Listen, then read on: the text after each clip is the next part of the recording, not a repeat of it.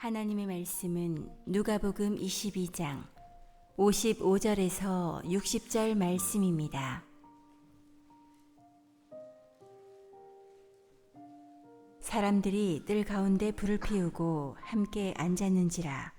베드로도 그 가운데 앉았더니 한 여종이 베드로의 불빛을 향하여 앉은 것을 보고 주목하여 이르되 이 사람도 그와 함께 있었느니라 하니, 베드로가 부인하여 이르되 이 여자여, 내가 그를 알지 못하노라 하더라. 조금 후에 다른 사람이 보고 이르되 너도 그 도당이라 하거늘, 베드로가 이르되 이 사람아, 나는 아니로라 하더라.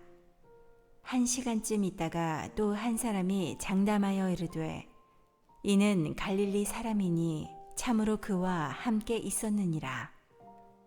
베드로가 이르되 이 사람아, 나는 내가 하는 말을 알지 못하노라고 아직 말하고 있을 때에 닭이 곧 울더라. 아멘. 아멘. 옆에 분과 같이 한번 인사하시죠. 눈인사로 주의 위로와 평강이 함께 하시길 빕니다. 우리 세 분씩 좀 한번 눈인사해 보실까요? 주의 위로가 또 평강이 또 은혜가 한 분 한 분들에게 그대로 임하시길 바랍니다. 비가 와서 정말 다행이죠. 전국적으로 온다고 그렇죠. 정말 감사합니다. 동생이 아이들에게 맡고 있다고 제 사촌 동생이 놀러 왔던 사촌 동생이 저에게 다가왔습니다. 동생 또래 아이들이 괴롭히겠구나 생각이 들어서 내 힘으로 되겠다 계산이 돼서 가는 도중에 사촌 동생이 이렇게 얘기하더라고요. 형 또래더라고. 그 순간 멈췄습니다.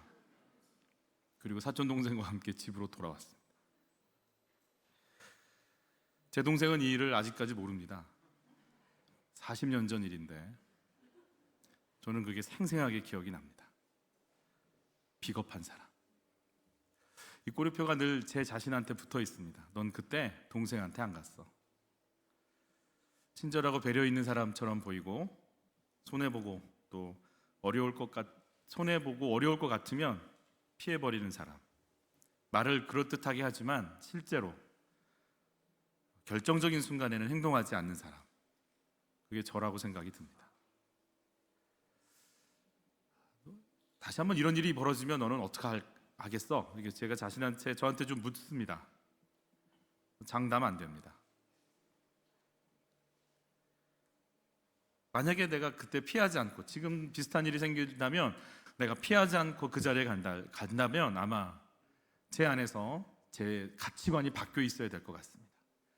뭘 붙잡을지, 뭘 손해를 각오할지 그게 명확해지고, 그래서 그거 각오할 마음이 생기면, 그게 정리가 되면 가지 않을까 싶습니다. 제 안에 변화가 와야 될 것 같아요. 지난주에 저희는 잡혀가는 예수님을 멀찍이 따라갔던 베드로를 봤습니다. 그게 베드로의 모습이었고 영적인 상태였습니다. 오늘 그 예수님의 십자가를 함께 할 수 없는 베드로의 모습들을 저는 이번 주 또 다음 주도 보면서 어떻게 주님이 베드로를 회복시키시고 또 베드로는 그 속에서 어떤 것으로 새로워지는지를 좀 계속 볼 건데요. 1번 같이 받겠습니다. 나의 무너짐을 통해 믿음의 실체를 보아야 십자가를 질 수 있습니다. 며칠 전에 제자들은 예수님의 오른편, 왼편, 오른편에 앉겠다고 다퉜고, 예루살렘 입성할 때 종려나무 가지를 흔들면서 호산나를 외치자 정말 예수님과 함께 해야겠다는 마음이 굴뚝같이 올라왔습니다. 그런데 이제는 다릅니다. 지금은 내가 생각했던 거하고 너무 다릅니다. 능력의 주님은 힘없이 끌려갔고, 지혜로 충만했던 주님은 재판장에서 나오는 증인들에게 제대로 말 한마디 못하고, 하나님의 아들 그리스도라고 고백하자 대제사장이 옷을 찢으면서 신성모독이다, 죽어 마땅하다, 재판할 이유가 뭐냐. 근데 정말 그럴 것 같습니다. 예수님의 머리를 칩니다. 뺨을 때리고 조롱합니다. 이 모습을 베드로가 보면서 베드로는 어떤 생각을 갖게 됐을까요? 저분이 그 수많은 병자를 고치던 분 맞아? 저분이 그 말 한마디로 군대 귀신 들린 자를 쫓으셨던 그분 맞아? 저 손으로, 그리고 저 권세로 죽어가는 사람을 살려내셨던 그 능력 있는 분 맞아? 저분이 하나님의 아들 그리스도야? 뺨 맞고 침뱉음 당하고 조롱당하는 게 내가 따르던 그 예수님 맞아? 극도의 혼란 속으로 들어갑니다. 그리고 주님이 저렇게 당하시는데 내가 할 게 뭐가 있지? 그냥 얼어붙습니다. 몇 시간 전 그냥 내가 주와 함께 죽겠다고 했던 베드로는 이제 사라졌습니다. 그리고 지금 뭐 하고 있는가? 55절 한번 봤죠. 사람들이 뜰 가운데 불을 피우고 함께 앉았는지라 베드로도 그 가운데 앉았더니, 앉았다라는 헬라어 단어가요, 함께 같이 자리를 잡다 이런 뜻이 있거든요. 중동은 저녁이 되면 영하로 내려간다고 하니까, 추우니까 일단은 불을 피워서 몸을 녹여야 되잖아요. 그들과 함께 같이 아유 저 나사렛 예수 별거 없구만 이라고 툭툭 쏘아대는 말 속에 나도 같이 함께 거하면서 아닌 척 그들에 묻혀서 있는 모습을 지금 보여주는 거죠. 그냥 주님의 아픔을 구경하면서 나와 상관없는 사람이다라고 선을 긋고 있는 거예요. 자, 그때 일어나는 일이 오늘의 배경이죠. 같이 읽습니다. 한 여종이 베드로의 불빛을 향하여 앉은 것을 보고 주목하여 이르되 이 사람도 그와 함께 있었느니라 하니 베드로가 부인하여 이르되 이 여자여 내가 그를 알지 못하노라 하더라. 조금 후에 다른 사람이 보고 이르되 너도 그 도당이라 하거늘 베드로가 이르되 이 사람아 나는 아니로다 하더라. 1시간쯤 있다가 또 한 사람이 장담하여 이르되 이는 갈릴리 사람이니 참으로 그와 함께 있었느니라. 베드로가 이르되 이 사람아 나는 내가 하는 말을 알지 못하노라. 어떤 사람들은 베드로가 사람들이 궁지에 몰리면 거짓말한다고 어제 신방 가면서 저희 부목사님과 같이 그런 얘기 나눴는데, 베드로가 궁지에 몰려서 거짓말한 것처럼 우리가 알고 있지만 59절의 첫 번째 단어는 뭐예요? 1시간쯤 있다가예요. 그러니까 베드로는요 충분히 생각합니다. 여기서는 발 빼는 게 좋겠다. 여기서는 절대로 아는 체 하지 말자. 벌써 머릿속에 다 계산이 됐고요, 마음에 각오가 돼 있어요. 어떻게 하나 보자. 나는 그를 알지 못하노라. 나는 아니라 I am not. 내가 하는 말을 알지 못하겠다. 마태복음에서는 마지막을 이렇게 했다고 그러죠. 같이 봤죠. 그가 저주하며 맹세하여 이르되 나는 그 사람을 알지 못하노라. 저주하고 맹세했어요. 우리 여기까지 가야 됩니다. 그래야 내 믿음의 실체가 드러납니다. 좋을 땐 다 좋습니다. 그러나 정말 내가 예수님 따르는 사람인지는 어려움이 오면 압니다. 내가 할 수 있어 이가 사라지고 내 힘으로 할 수 없어, 내 힘으로 할 수 있다는 모든 것들이 떠나가고 안 된다는 것을 내 영혼 밑바닥부터 알 때 나는 예수님이 내 영혼 밑바닥까지 필요한 인생인 걸 압니다. 우리 여기까지 무너져야 됩니다. 얼마나 악한 아빠인지, 얼마나 비열한 형인지, 얼마나 교만한 집사인지, 얼마나 허황된 권사인지, 얼마나 더러운 목사인지 여기까지 가야 나는 주님이 아니면 진짜 아니네요까지 내 영혼의 고백이 터져 나옵니다. 여기까지 가야 됩니다. 아, 나는 안 되는 거구나. 내 힘으로 주님 따라갈 수 없는 거구나. 내가 동생 하나 지킬 수 없는 형이구나.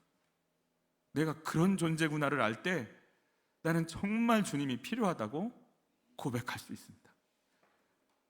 나는 정말 예수 아니면 안 되는 인생이라고 얘기할 수 있습니다.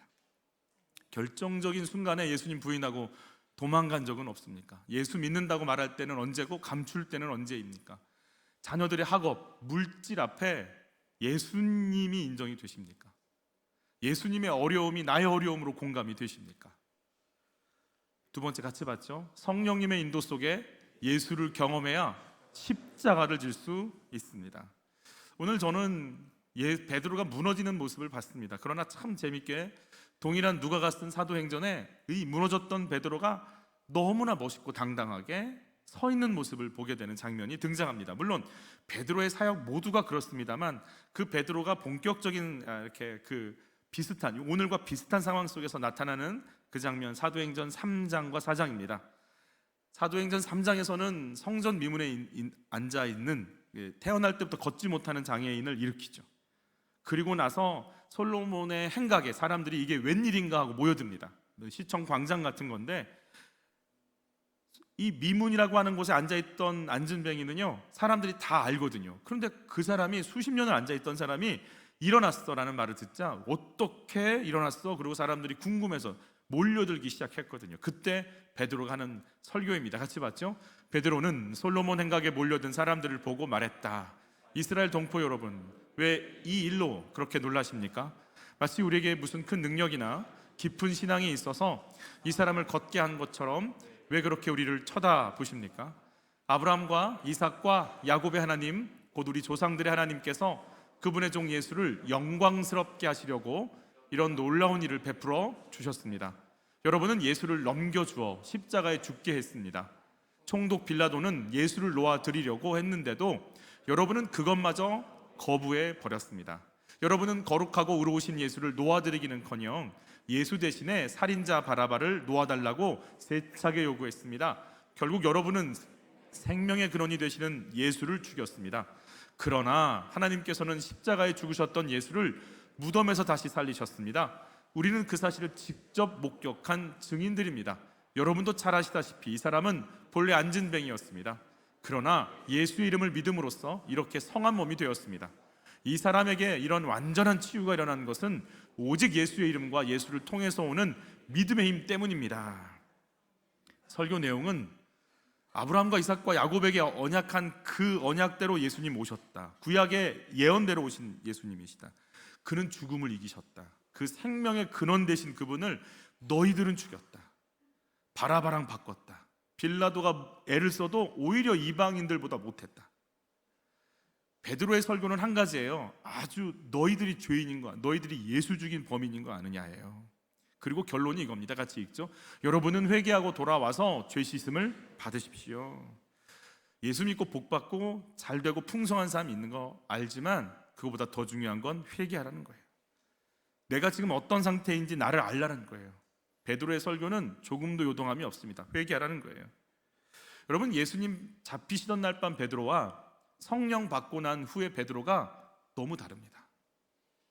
성령의 능력이죠. 부활하신 예수님을 증거하는 순간 예수를 사형 선고 내렸던 사내들인 공의회는 못마땅합니다. 그 잔당이 남아서 또 저러고 다닌다면서 그리고 베드로와 요한을 불러들이고 신문하는 장면입니다. 같이 봤죠? 사도들을 가운데 세우고 묻되 너희가 무슨 권세와 누구의 이름으로 이 일을 행하였느냐? 그의 답변입니다. 너희와 모든 이스라엘 백성들은 알라. 너희가 십자가에 못 박고 하나님이 죽은 자 가운데서 살리신 나사렛 예수 그리스도의 이름으로 이 사람이 건강하게 되어 너희 앞에 섰느니라. 부인할 수 없는 거예요. 이 능력이 나타났는데 어떡하겠냐라는 거죠.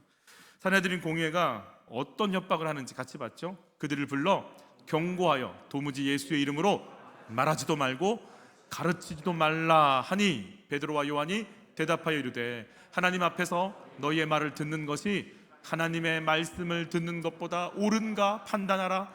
우리는 보고 들은 것을 말하지 아니할 수 없다 하니. 예수를 죽인 공의회입니다. 예수의 제자는 당연히 죽일 수 있습니다. 정치범이거든요. 정치범을 따르는 사람은 동일한 사상을 갖고 있기 때문에 죽이는 거 별 문제 없습니다. 베드로가 지금 여기서 얘기하고 외치는 건 죽음을 각오하고 말하는 것이죠.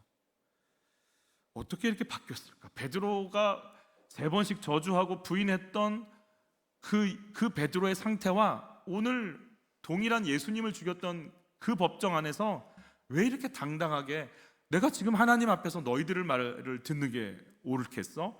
아니면 하나님의 말씀대로 행하는 게 옳겠어? 이러면서 이렇게 당당하게 외칠 수 있는 베드로 안에 예수님이 새롭게 조명됐습니다. 그가 생명이라는 거예요. 예수 따라가면 좋은 자리 얻는 좋은 것 주시는 분이 아니라 예수가 생명 근원, 하나님의 언약대로 오신 하나님의 아들, 하나님이신 것을 베드로가요 그대로 경험해 버리는 거예요. 그걸 받아들이고 있는 거예요. 나는 예수의 죽음, 예수의 부활, 예수의 승천, 성령의 임재 경험한 사람이야. 내가 여기서 누구 말을 들으라는 얘기야? 이러면서 너무 당당하게 외치고 있는 거죠. 일산 성광교회 박동찬 목사님의 간증을 들었습니다. 모태신앙이시고 아버지가 고3 때 돌아가세요. 고3 때, 이분의 고3 때는 5.18이 있던 때입니다. 그때는 중학생, 고등학생, 대학생은 물론 모두 다 데모하던 시절이죠. 늘 사회는 우울하고 늘 답답하고 힘들던, 그래서 허무주의에 빠져있던 바로 그때 아버님이 돌아가십니다. 근데 아버님의 장례식장에서 평생을 성경을 읽던 분이셨는데 고등학생이니까 시체를 처음 본 거죠.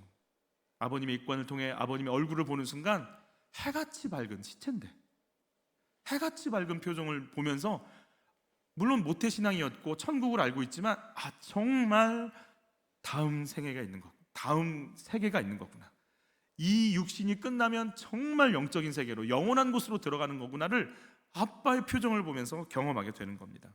저는 이번에 저희 교회에서 지금 4분의 장례를 진행하고 있습니다. 오늘 마쳐지는데 한 목사님의 장례를 치르면서 그 목사님이 너무 일찍 돌아가셔서 이렇게 은퇴하시자마자 가셔서 아마 제가 볼 땐 영정사진을 못 찍으신 것 같아요. 그래서 그냥 평소에 있던 사진을 걸어 놓으신 것 같은데 너무 자연스럽고 좋으시더라고요. 활짝 웃으시면서 이쪽은 빛이 이렇게 비추세요. 그리고 막 눈에는 막 반짝반짝 빛나는 모습으로 그런 사진이 있는데 꼭 그런 것 같았어요. 나는 잘했거든. 너희들도 믿음 지키다 따라와. 요동하지 마. 난 너무 잘했어. 너희들도 이 길 와야 돼.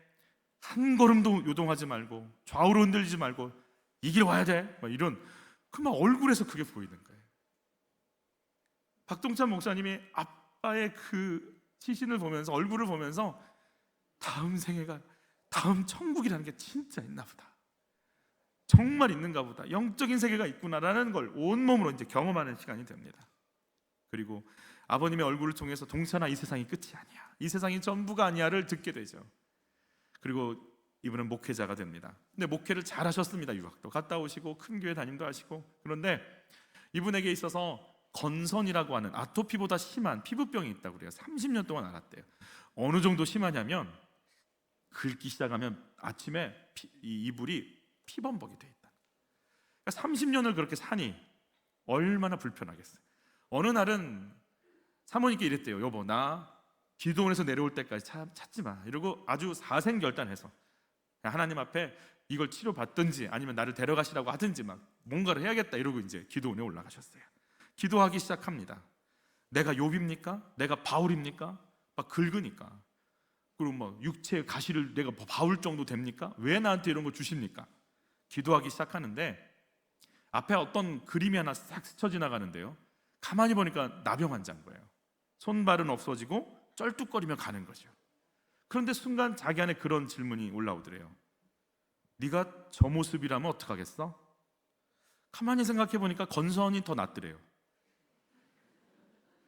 건선이 낫다. 차라리 너 정말 나병 걸리면 어떡할래?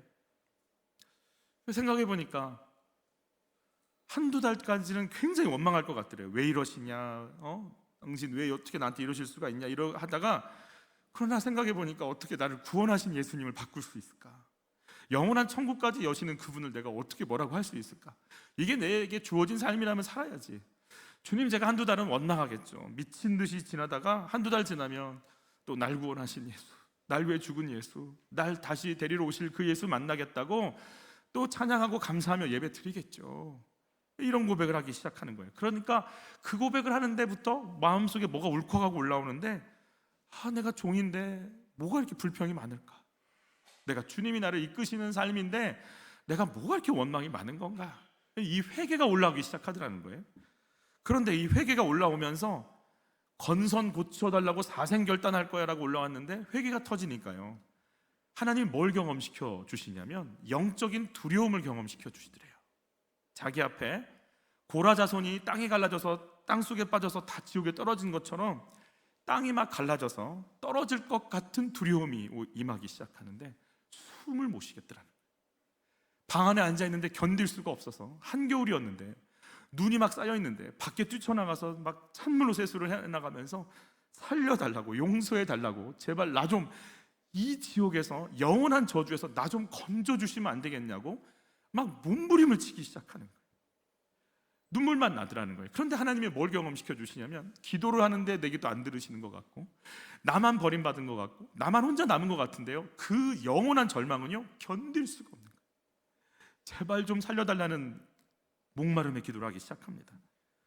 이제 내 피부병이 문제가 아니고 내 실존, 내 영혼이 자체가 하나님께 버림받은 것 같은 거예요. 나 좀 살려주시면 안 되겠냐. 근데 주님이요 뒤에서 이렇게 자기를 안으시면서 위로하기 시작하더라. 내가 너랑 함께 있다. 내가 너를 받았다. 그러면서 그분이 그런 영원한 저주라면 내 목숨도 중요하지만 영원한 저주라면 내 목숨이 중요한 게 아니다라는 게 느껴지더라고요. 내 목숨과 비교할 수 없는 영원한 생명이 예수 안에 있다라는 게 이게 고백이 되어지기 시작하더라는 거예요. 물론 건서는 좀 나아지셨지만 여전히 이것 갖고 하나님 앞에 늘 서게 만드는 또 가시가 되어 있다고 하십니다. 여러분, 베드로는요 내가 지금 안전하고 안 안전하고 편하고 안 편하고를 떠나서 영원한 생명, 영원한 저주에서 구원하신 영원한 생명의 근원 예수를 경험하기 시작한 거예요. 그래서 그 예수 앞에 어떤 것도 바꿀 수가 없는 거예요. 나는 그 예수의 말씀을 들을 건데 내가 당신들의 말씀을 들을 거라고 생각하십니까? 라고 이야기하기 시작하는 거죠. 믿음의 삶을 살기 위해 먼저 회개의 자리로 나가야 되는 것이 먼저인 것을 인정하십니까? 나의 믿음은 체험 속에서 나온 믿음인가요? 내가 제일 무서워하는 사람들의 말은 뭔가요? 이 말 속에서도 나는 하나님 말씀 따르겠다고 정할 수 있으시겠습니까? 우리 세 번째 같이 봤죠? 기도의 자리에서 내 뜻을 꺾을 때 십자가를 질 수 있습니다. 예수님이요 영원한 생명으로 베드로에게 다가왔어요. 죽음을 이기신 분으로 다가왔어요. 그럼 누가 이 예수님이 생명이고 영원한 생명이신 그분이 널 위해 죽으셨고 살려내신 구원자 예수가 너의 하나님이다라는 걸 누가 가르쳐 줬을까요? 예수님께 직접 사사를 받아도 몰랐던 베드로인데 누가 이걸 가르쳐 줬을까요? 성령께서 가르쳐 주십니다. 같이 한번 읽어볼까요? 성령으로 아니하고는 누구든지 예수를 주시라 할 수 없느니라. 그래서 여러분 삼위일체는 정말 어렵지 않습니다. 죄송합니다. 삼위일체는 늘 하나입니다. 하나님의 뜻 예수님이 이루시고 예수님이 행하신 것 성령께서 가르쳐 주시는 겁니다. 성부, 성자, 성령은 뗄래야 뗄 수 없습니다. 예수를 믿는 건 하나님의 뜻이고 예수님의 은혜고 성령님의 역사입니다. 예수를 믿었다는 것 자체가 이미 성령은 내 안에서 역사하신 거고 하나님의 뜻대로 기도하신 거고 하나님은 그 계획을 이루신 거고 예수님은 그 역사를 진행시켜서 하늘로 올라가서 다시 데리러 오시고 성령은 그걸 계속 지금도 가르쳐 주시는 겁니다. 성부, 성자, 성령은 뗄 수가 없습니다. 내가 삼위일체 안에 갇혀 내가 예배드리는 것 주님의 뜻이고 예수님의 은혜고 성령님의 역사입니다. 그걸 아는 순간 나의 예배는 하나님 안에 꽉 갇혀있는 삶이요 시간이요 선택이요 만남이 될 수밖에 없는 거예요. 예수는 성령님으로 말미암아 깨닫습니다. 예수를 안다는 건 성령의 인도를 받고 있다는 얘기예요. 성령께서 가르쳐 주십니다. 성령님이 하시는 일이 뭔가 성령님 은사도 능력도 주시지만 우리를 완전히 새롭게 하시는데 어떻게 새롭게 하시는가 같이 읽죠. 보혜사 곧 아버지께서 내 이름으로 보내실 성령 그가 너희에게 모든 것을 가르치시고 내가 너희에게 말한 모든 것을 생각나게 하리라. 예수님의 모든 언행과 역사를 기억나고 생각나고 지금 현재화시켜서 내 속에서 끌어가시는 능력, 그게 성령님의 역사입니다. 예수님이 행하셨던 모든 것들이요 제자들 속에 이해가 안 갔고 동문서답했던 그 모든 것들이 깨달아지는 건 성령께서 조명하시기 시작하시는 거죠. 그래서 신앙생활은 성령 충만밖에는 없습니다. 누가복음 22장 오늘 저희가 읽었던 본문이에요. 22장엔 굉장히 중요한 사건이 등장하는데 크게 두 가지만 뽑으라면 첫 번째는 성만찬입니다. 내가 누군지 예수님이 누군지 내가 속죄제물로 온 하나님의 어린 양 유월절 어린 양인 걸 가르쳐 주시죠. 내 살을 먹어라 내 피를 마시라 생명이 들어가는 걸 가르쳐 주시죠. 그리고 나서 예수님이 어디로 제자들을 데리고 가시냐면 감난산 겟세마네 기도라고 하죠. 그곳에 가서 기도하는 것 보여주십니다.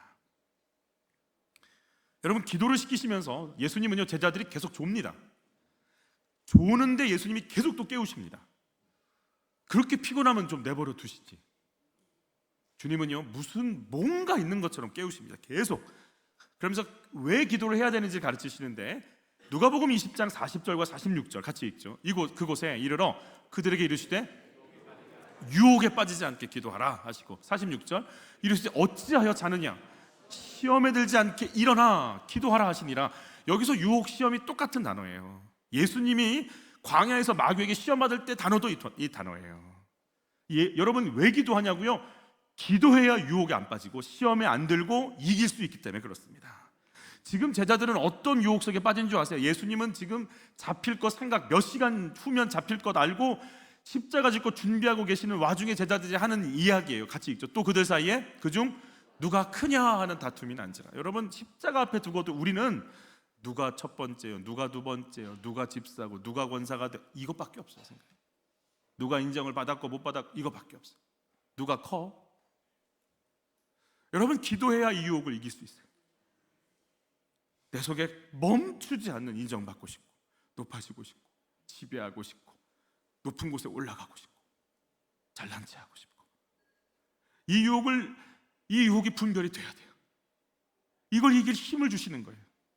여기 빠져서 내가 질 십자가는 생각도 없어요. 고난, 아픔, 서러움 발 쏙 빼고 도망갈 수밖에 없어요. 이걸 뚫지 않으면 나는 이 속에서 이건 아니야 이러고 도망가는 거예요. 내 신앙은. 기도하지 않으면 유혹을 이길 수 없다라고 얘기해 주시는 거죠. 여러분 두 번째입니다. 자신을 뜻을 내려놓는 기도를 주님이 계속 가르쳐 주시는데 같이 읽습니다. 그들을 떠나 돌 던진 만큼 가서 무릎을 꿇고 기도하여 이르시되 하나님이여 만일 아버지의 뜻이거늘 이 잔을 내게서 옮기시옵소서. 그러나 내 원대로 마시옵고 아버지의 원대로 되기를 원하나이다 하신다. 이 기도가 사실 멋있는 기도 같지만 이해가 안 가는 기도죠. 예수님이 어떤 기도 하시는 거예요? 이 잔은 십자가거든요. 십자가 나에게서 지나가게 하시면 안 될까요? 그 기도하는 거예요. 예수님이 물론 요한복음에 그 기도 대제사장적 기도하시지만 마지막 기도할 때 제자들을 놓고 기도하고 인류를 놓고 기도한다면 그게 좀 예수님이 폼이 좀 나시다 이렇게 생각합니다. 근데 이거는 요즘 말로 깬다 이런 생각이 드는 거죠. 예수님인데 십자가 안 지면 안 돼요? 안 지고 싶은데 예수님 하나님 이거 아닌데 싫은데 아니 이걸 뭐 어제 오늘 일이에요? 공생에 정확히 3번 하셨는데 나 고난받고 십자가 지고 부활한다는 걸 본인이 얘기해 주셨고 나를 따라와, 나 따라오려면 너 부인하고 네 십자가 지고 나 따라와 그랬잖아요. 그냥 십자가 지는 게 나예요. 그게 내 인생이고 내 운명이고 그거 하려고 이 땅에 모셨어요. 그런데 그분이 십자가 앞에 두고 이거 안 지면 안 돼요? 제자들이 이런 기도하는 거는 이해가 돼요. 예수님이 이런 기도를 왜 할까? 그리고 예를 든 거예요. 이런 마음이 사람들에게 들켜지면 안 될까 봐 제자들 보고 돌 던진 만큼이 아니고 미사일 쏠 만큼 저쪽에 가 있어. 내 기도 안 들리게. 여기서 기도해야 되는 거 아니에요? 십자가 아니잖아요 뭐 이러고. 근데 이걸 다 들리게 했단 말이에요. 돌 던진 만큼 정도 몇 미터 안 떨어지게 만들어 놓고 여기서 제자들이 그 기도 다 듣고 기록하게 만드시잖아요. 일부러 예수님이 십자가 싫은데 어떻게 십자가 이거 꼭 해야 돼요 라고 그 기도를 들으라고 지금 기도하는 거예요. 왜 그러나? 물론 예수님의 십자가는 우리와 좀 다르죠. 예수님은요 하나님이시기 때문에 영원하신 세상 죄를 짊어지시는 그 고난의 잔을 마시면서 저주와 죽음 속에 들어가서 생명이신 하나님과 단절되는 상상을 초월하는 그 고통을 겪으실 거예요. 근데 오늘 주님이 왜 이 기도를 이렇게 십자가 지기를 힘드시러 하시는 기도를 왜 자꾸 알려줄까? 이유는 한 가지예요. 성육신하신 하나님이라 할지라도 십자가 질 때는요 내 뜻 꺾어야 되는 걸 보여주시는 거예요.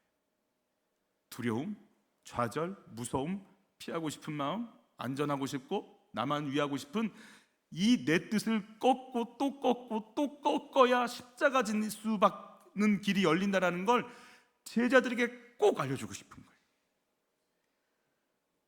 하나님도 그 기도해야 돼요.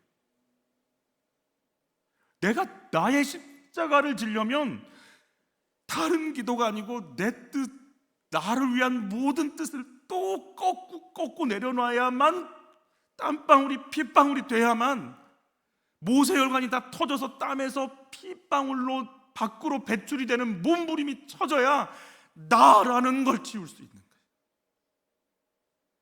그래야 십자가 지는 거니까. 그거 아니고는 십자가 질 수 없으니까. 같이 읽을까요? 이 기도를 할 때 어떤 일이 일어나죠? 천사가 하늘로부터 예수께 나타나 힘을 더해. 천사가 돕는 기도가 무슨 기도예요? 내 뜻 꺾는 기도인 거예요. 얼마나 그게 안 됐으면 같이 읽죠. 예수께서 힘쓰고 애써 더욱 간절히 기도하시니 땀이 땅에 떨어지는 핏방울같이 되는 걸 경험해야만 되는 거예요.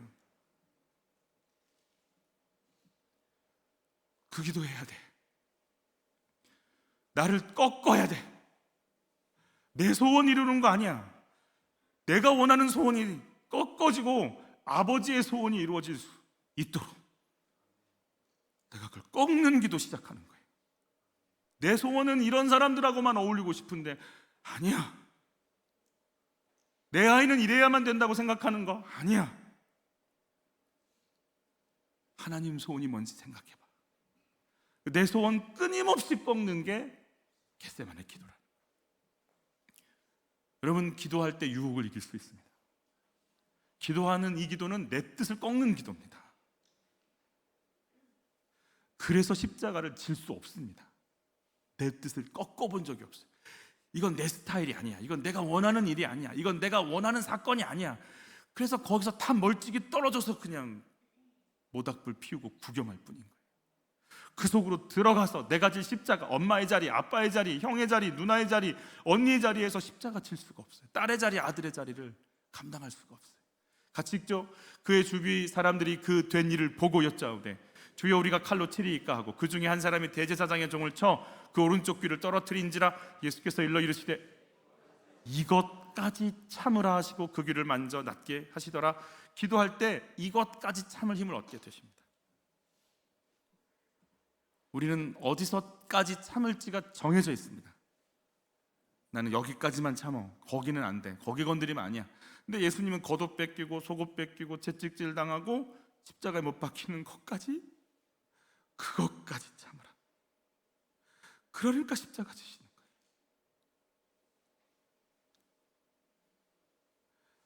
겟세마네 기도를 해야 내 뜻이 꺾여지고 그것까지 참는 거예요. 이제는 못 참아, 이럴 수는 없어가 우리 안에 기준이 있어요. 그래서 거기 가면 십자가 못 져요. 그런데 주님이 이것까지 참으라. 왜 제자들이 십자가 앞에서 다 뿔뿔이 흩어지고 멀찍이 따라가는가? 자기를 꺾어본 적이 없어요. 누가 크냐 속에 빠져서 그거 생각하고 있니라고 꺾어본 적도 없고, 이걸 건드리면 칼을 빼서 휘둘러야 돼요. 나를 이렇게 건드리면 내가 가만 안 두지. 이거는 못 참지. 그래서 거기서 십자가 못 지는 거예요.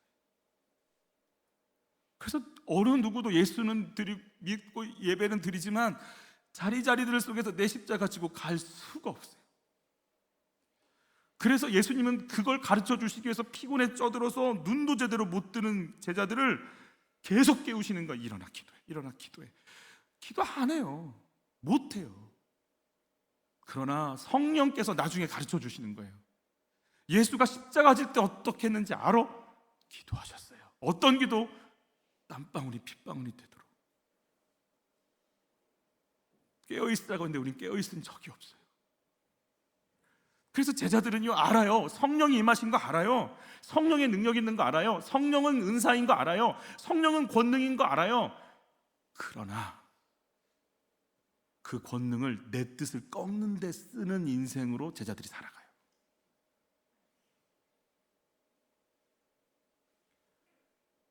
같이 읽어볼까요? 성령도 우리의 연약함을 도우시나니 우리는 마땅히 기도할 바를 알지 못하나 오직 성령이 말할 수 없는 탄식으로 우리를 위하여 친히 간구하시느니라.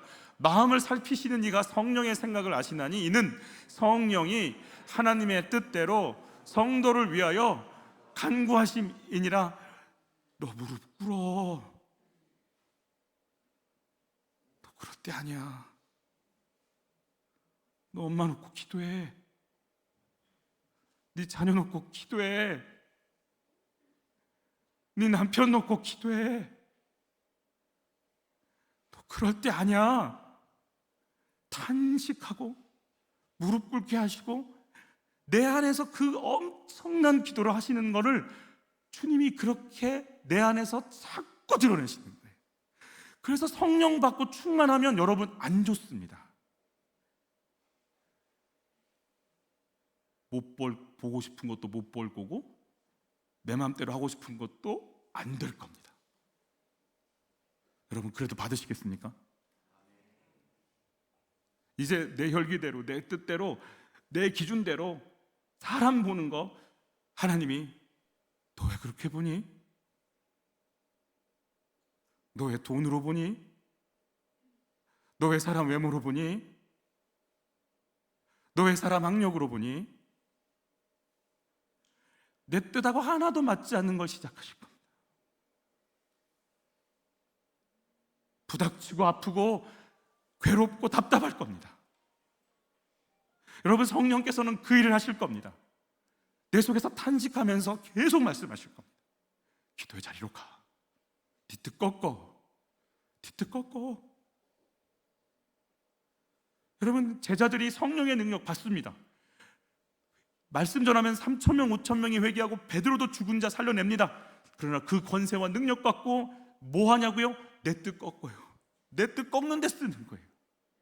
여러분 결국은요 우리는 예수님의 사역은 귀신 쫓아내는 걸로 시작하세요. 마가복음 보시면 막 이 악한 영들과 영적 전쟁으로 광야에서 시험 받으시면서 시작하시잖아요. 결국 신앙생활의 가장 하이라이트, 가장 핵심은 악한 영 쫓는 게 아니라 나 꺾는 거예요.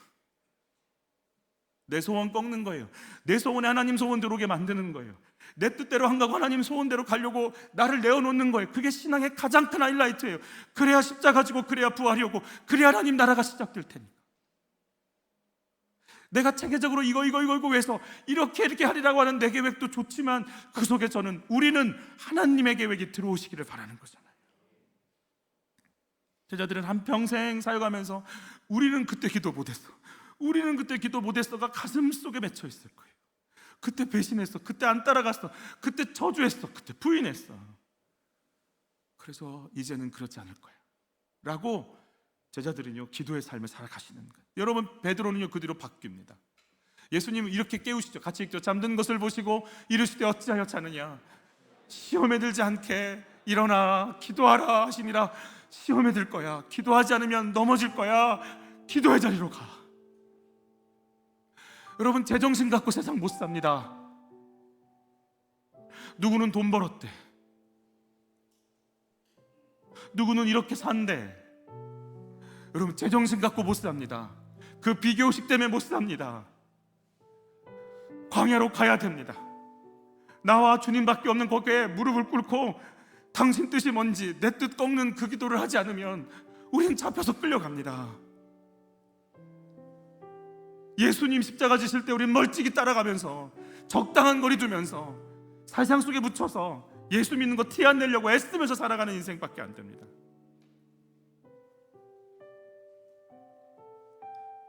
같이 한번 읽어볼까? 예수께서 돌이켜 그들을 향하여 이르시되 예루살렘의 딸들아 나를 위해 울지 말고 너희와 너희 자녀를 위하여 울라. 기도하라는 얘기죠. 우리 기도해야 됩니다. 그 기도는 내 안에서 내 아이들을 내 걸로 만들려고 했던 내 기준 내려놓고 하나님이 내 안에 들어오시고 하나님 소원이 이루어지는 그 기도하려고 나와 싸움을 싸우는 기도를 시작하셔야 됩니다. 내가 얼마나 더러운지, 내 속에 얼마나 탐심으로 가득한지. 베드로는 그 뒤로 기도의 자리를 지킵니다. 성전 미문에 앉아있는 안전뱅이를 일으킬 때 1절이 이렇게 시작되죠. 제9시 기도 시간에 베드로와 요한이 성전에 올라가는 거예요. 기도의 사람이에요. 정기적으로. 이제 예수님만 습관적으로 기도하신 게 아니고 베드로와 요한 사도들이요 습관적으로 기도를 시작합니다. 여러분 이 기도가 열리시길 축복합니다. 성령 충만하면 기도한다는 말 하시면 안 됩니다. 여러분 우리는 성령 충만도 있지만 내 육체가 성령 충만하지 않을 때도 많습니다. 그래서 정해놓고 기도하셔야 됩니다.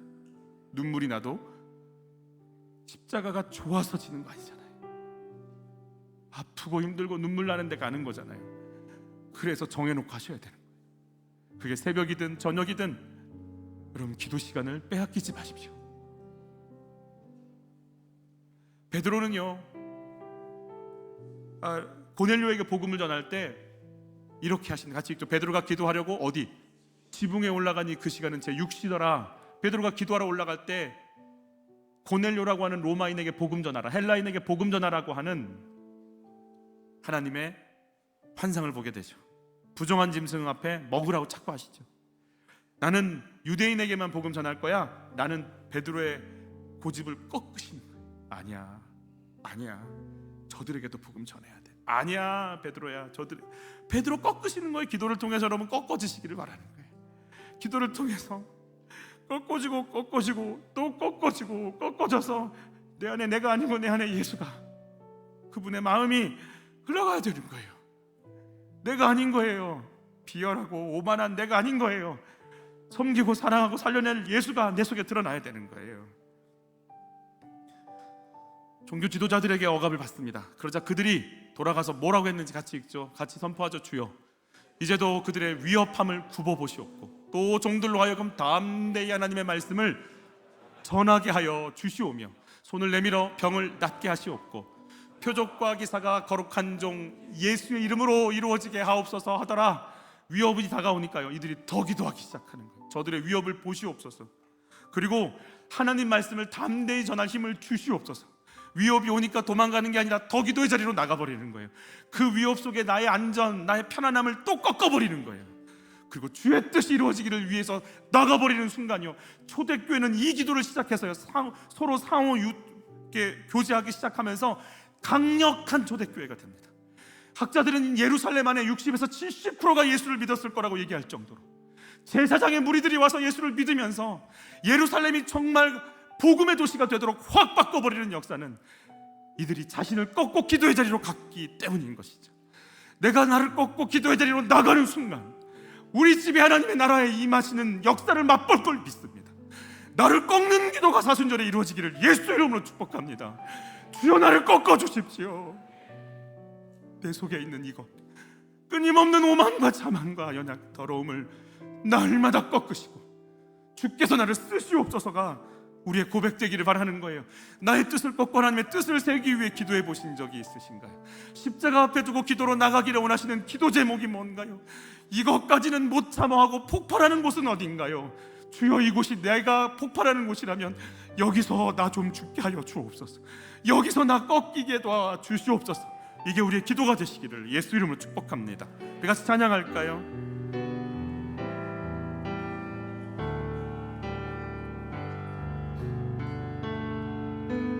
주님, 제 마음이 너무 둔해서 주님을 볼 수 없습니다. 이 땅에서 가요, 이 땅만 보다가 주님 손을 놓쳤습니다. 나는 나 그대로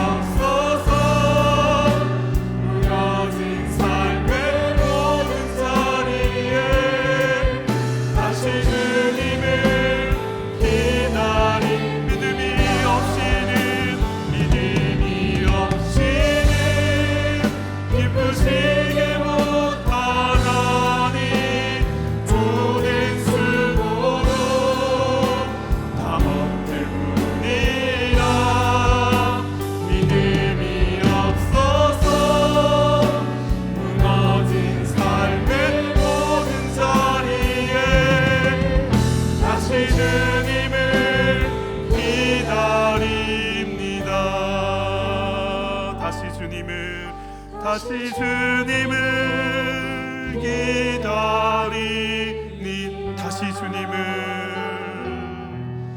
다시 주님을 기다립니다.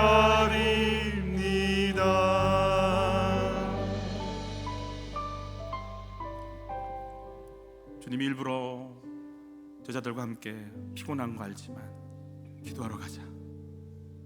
일어나 기도하자. 일어나 기도하자. 일어나 기도하자. 오늘 네가 못 지킬 거 안다. 너희들이 오늘 못 따라올 거 안다. 그러나 한평생 가슴속에 이길 기도가 아니면 우리 이 싸움 싸우지 못하고, 기도가 아니면 나를 꺾지 못할 것이고, 기도가 아니면 우리 욕망에 유혹에 넘어질 것이고, 내 뜻 따라 살아갈 것이고, 십자가 지는 일도 없을 것이며, 그렇게 하나님의 부활의 역사는 이 땅에서 나타나지 않을 거니까 기도해야 된다. 말씀하고 말씀하시는 예수님, 하나님 기도하겠습니다. 5분이든 10분이든 아이들 학교 딱 가는 순간 내가 거실에 무릎을 꿇겠습니다. 내가 차에서 내려 내 사무실 문 열기 전에 내가 차 속에서 당신 앞에 고개 숙이겠나이다. 내가 기도의 자리로 나가겠나이다. 기도하지 않고는 이 길 갈 수 없음을 알게 하시니 감사합니다. 오 주여, 내 뜻이 꺾어지는 기도가 내 속에서 터져 나오게 하여 주시옵소서. 내 뜻을 이기고 주의 뜻이, 내 뜻을 이길 수 있는 주의 뜻이 임하는 이 역사 맛볼 수 있도록 좀 도와주시옵소서. 나는 내 뜻과 하나님 뜻도 구별 못하는 어리석은 자이오니 성령님 생각나고 기억나게 하신다 하셨으니 성령이여 깨닫게 하여 주시옵소서. 말씀을 주시옵소서. 기도할 능력을 주시옵소서. 우리 주여 한번 외치고 기도로 나갑니다. 주여, 사랑하는 아버지, 얘들아 일어나라, 일어나라, 깨어라. 기도해야 돼. 기도가 아니면 너희는 유혹을 이길 수 없다. 이 시험을 이길 수 없다. 너희의 뜻을 꺾을 수 없다. 너희 가정의 십자가를 질 자가 없다. 너는 네 뜻을 꺾으라. 너는 네 뜻을 꺾으라. 잘 먹고 잘 살고 누리고 높아지는 네 모든 육신의 것을 꺾으라. 나와 함께 가자. 나와 함께 엎드리자. 한 방울이 빗방울이 될지라도 이 길을 가야 한다. 이 길을 가야 한다. 기도하지 않았음을 용서하소서. 담임 목사라는 지감은 받았지만 하나님 기도 시는죄를 범하여 한다. 하나님 용서해 주십시오. 내 뜻을 꺾은 적이 없나이다. 하나님 용서해 주십시오. 기도 못하는 나를 불쌍히 여기시고 담임 목사여 너부터 기도해라. 너부터 기도해라. 일어나라. 깨어라. 기도해야 된다. 너희 집에 십자가 질 사람이 있어야 하지 않느냐. 너희 아이들을 놓고 십자가 질 사람이 있어야 하지 않느냐. 대한민국을 품고 십자가 질 교회가 있어야 하지 않느냐. 얘들아 기도해라. 일어나라. 피곤한 거 알고 있지만 기도하라. 얘들아 기도하자. 엎드리라. 또 깨우고 또 일어나라. 또 일어나라. 믿음이 없이는 기쁘시게 못하나니 주를 찾는 자 반드시 만나니. 믿음이 없어서 무너진 삶의 모든 자리에 다시 주님을 기다립니다. 다시 주님을 기다립니다.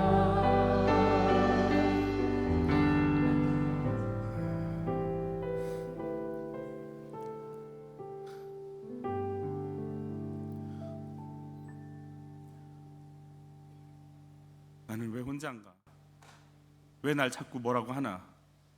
상처와 아픔 속에 그렇게 신앙생활한 것 같습니다. 인정받고 싶어서. 그래서 인정해주지 않으니까 화가 나고, 그래서 실망하고, 그래서 무너지고, 그래서 속상하고, 내가 이 굴레를 벗어난 적이 없나이다. 내 뜻을 꺾어본 적도 없고, 우리는 상처투성이로 이렇게 와 있습니다. 주여, 우리를 만지소서. 이 유혹과 시험에서 건져 주옵소서. 내 뜻이 꺾어지고 영혼들을 살려내시겠다는 주의 뜻이 내 속에서 이루어질 수 있도록, 더 이상 사람들의 눈치 보지 않도록, 더 이상 누군가에게 잘 보이지 않도록 하나님 앞에서 담대할 수 있도록, 사람의 말을 뛰어넘는 하나님의 말씀이 움직임을 당할 수 있도록 주여 우리를 만져 주시옵소서. 우리가 살기 원합니다. 자유하기 원합니다. 기뻐하기 원합니다. 겟세마나의 기도가 나도 살리고 우리를 살려내는 자유함의 능력임을 믿습니다.